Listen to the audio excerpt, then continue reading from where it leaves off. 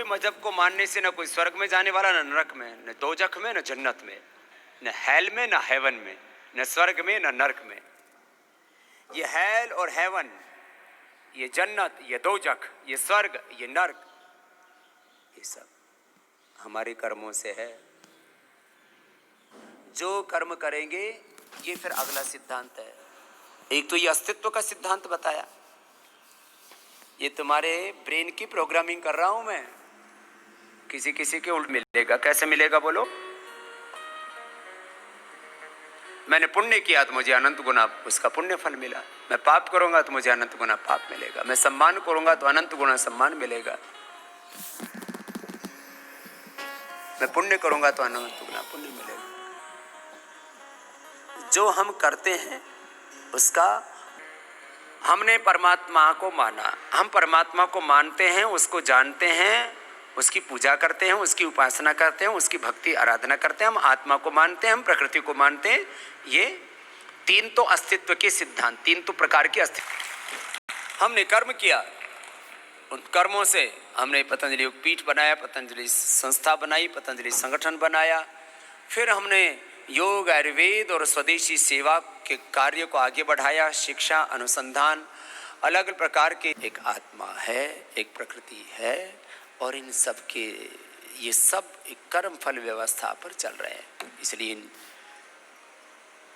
ईश्वर के प्रति विश्वास रखना,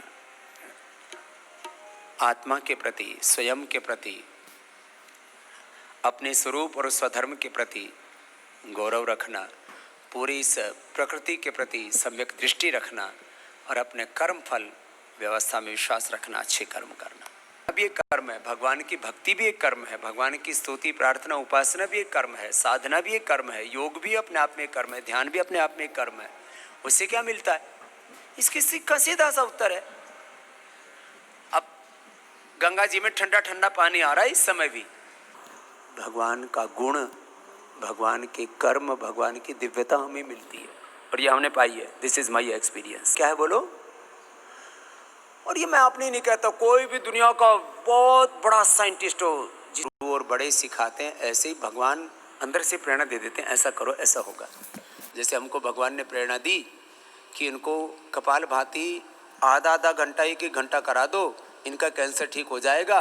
भगवान ने हमें बताया, हमने कराया, उसका कैंसर ठीक हो गया। सबसे बड़ा जो धनवान है, मेरे बाप की तो सारी संपत्ति है, ये सारी कायनात, सारी दौलत भगवान की, और मैं उसका बेटा हूं।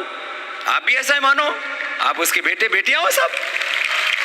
और ये सारी संपत्ति मेरे भगवान की। मेरे भगवान से ज्यादा कोई धनवान, मेरे भगवान से ज्यादा कोई बलवान नहीं। उसकी एक फूंक में तो सारी दुनिया उड़ने लगती है।